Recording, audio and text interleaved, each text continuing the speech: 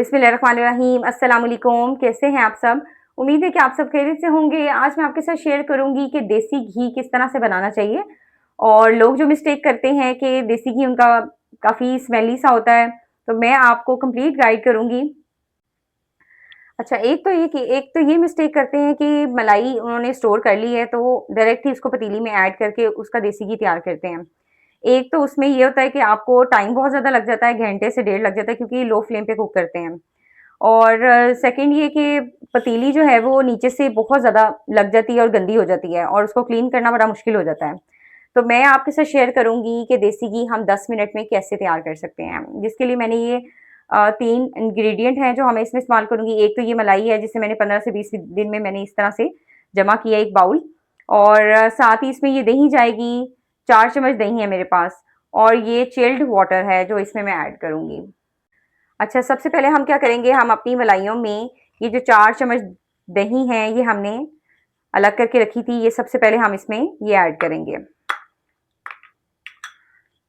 और इसे अच्छे तरीके से मिक्स कर देंगे। ये देखें, इस तरह से आपने अच्छे तरीके से इसको मिक्स कर देना। और बस उसके बाद हमने क्या करना है, एक अदद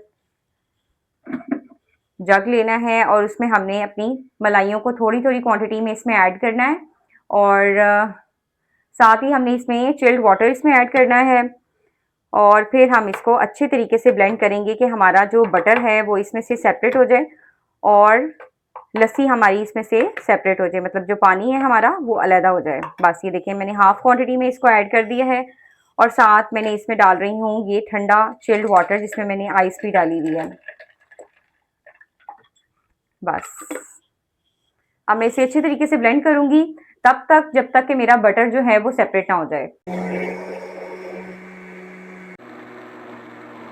बस ये ब्लेंड करते हुए तकरीबन मुझे 2 मिनट हो गए थे।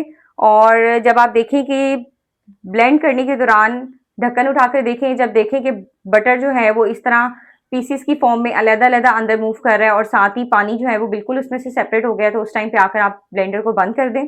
और ये देखें कितना अच्छा हमारा मक्खन जो है वो सेपरेट हुआ है। ये देखें, पानी बिल्कुल अलग है और मक्खन जो है वो बिल्कुल हमारा सेपरेट हो गया इसमें से। बस हम इसको अब स्टेन कर लेंगे। ये देखें, सिंपल मैंने इसको अब स्टेन करना है और पानी जो है वो नीचे रह गया है और बटर जो है वो हमारा,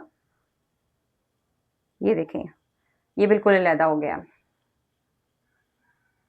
बस ये बटर को मैं उस पतीली में ऐड करूंगी जिसमें मैंने देसी घी रेडी करना है। तो बस इस तरह से ही मैं बाकी स्टेप भी इसी तरह से रिपीट करूंगी। और ये बटर बाकी का भी हम अच्छे तरीके से स्टेन करके इसमें से सारा एक्स्ट्रा पानी जो है वो हम निकाल देंगे और हम इस पतीली में ये साथ साथ ऐड करते जाएंगे। तो बस बाकी जो प्रोसेस है, बाकी की मलाइयाँ और पानी में अच्छे तरीके से ब्लेंड करके इसी तरह से दोनों तरफ सेपरेट करके तो फिर आपके साथ शेयर करती हूँ। ये मैंने मक्खन जो है वो इसमें से अलहदा कर दिया था और पानी मैंने इस जग में डाल दिया है। आप चाहें तो इसको एज इट इज़ भी इसको पी सकते हैं, इसे वेस्ट हमने बिल्कुल नहीं करना। मैं इसको 2 दिन बाद करी बनाने में इसको इस्तेमाल करूंगी, इसको बिल्कुल भी ज़ाया नहीं करूंगी, क्योंकि हमने, आपने स्टार्ट में देखा होगा, मैंने मलाइयों में दही डालकर उसको मैंने झाग लगाई थी और अच्छे तरीके से मिक्स किया था। ये असल में दही और पानी का मिक्सचर है जो हमारा इसमें से सेपरेट हुआ है। चलिए अब हम देसी घी बनाना स्टार्ट करते हैं। फ्लेम को मैंने ऑन कर दिया है और मैं आपको दिखाती हूँ कितनी जल्दी ये मेल्ट होता जाएगा। और ये हम 10 मिनट में अपना देसी घी जो है वो बिल्कुल रेडी कर देंगे। बिल्कुल 10 मिनट लगेंगे, इससे ज़्यादा इसको टाइम बिल्कुल नहीं लगेगा। अभी मैंने फ्लेम को थोड़ा सा हाई रखा हुआ है ताकि ये बटर जो है वो अच्छे तरीके से इसमें मेल्ट हो जाए। जैसे ये मेल्ट हो जाएगा फिर मैं इसको लो मीडियम फ्लेम पे इसको मैं पकने के लिए छोड़ दूंगी 10 मिनट के लिए। ये देखें, हाफ से ज़्यादा तो हमारा डन हो भी गया है। तो बस ये जैसे ही अच्छे तरीके से मेल्ट होता है फिर इसका खुद ब खुद ही इसमें वो घी का कलर आना शुरू हो जाएगा। ये देखें, ये हमारा अच्छे तरीके से मेल्ट हो गया है। अब इस टाइम पे आकर मैंने फ्लेम को लो कर दिया है और लो फ्लेम पे अब हम इसको कुक करेंगे। ये इस तरह से मैं हाफ ढक्कन रखूंगी ताकि इसमें से स्टीम निकलती रहे। ये देखें 5 मिनट मैंने इसको कुक किया है लो फ्लेम पे, तो घी इसमें से सेपरेट हो गया है और जितनी भी लस्सी इसमें एक्स्ट्रा थी वो देखें इस तरह से ये डलियों के फॉर्म में अलहदा हो गई है। बस इसको हमने लाइट गोल्डन सा कलर देना है। कुछ लोग क्या करते हैं इस टाइम पे आकर आटा ऐड कर देते हैं, वो भी बिल्कुल गलत है, गलत स्टेप है, बिल्कुल भी नहीं ऐड करना चाहिए, उससे भी घी में एक स्मेल आती है। और सेकंड ये कि इसको हमने बहुत ज़्यादा नहीं पकाना, लाइट गोल्डन सा कलर आएगा तो उस टाइम पे आकर हम फ्लेम को बिल्कुल ऑफ कर देंगे। और इसको वो ज़्यादा कुक करने से भी इसमें घी जो है वो स्मेल छोड़ देता है।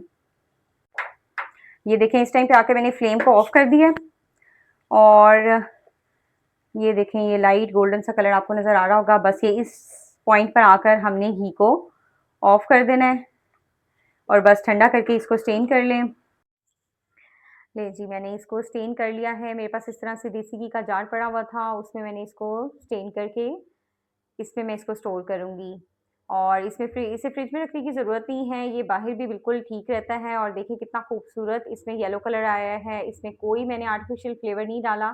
और ये छाछ जो है ये मैंने एक साइड पे रखा है, इसे भी हम वेस्ट नहीं करेंगे, इसमें मैंने चीनी ऐड की है, इसे आप बच्चों को दें, बच्चे बहुत शौक से इसको एन्जॉय करते हैं। और जो इसके साथ हमारा लस्सी है उसको भी बिल्कुल हमने वेस्ट नहीं करना, उसे हम इस्तेमाल करेंगे करी में। और करी आप इसकी बनाएं, करी बहुत मज़े की बनती है। बाकी आपको रेसिपी अच्छी लगे तो लाइक कीजिएगा, सब्सक्राइब कीजिएगा और मुझे अपनी खास दुआओं में ज़रूर याद रखिएगा। थैंक यू, अल्लाह हाफिज़।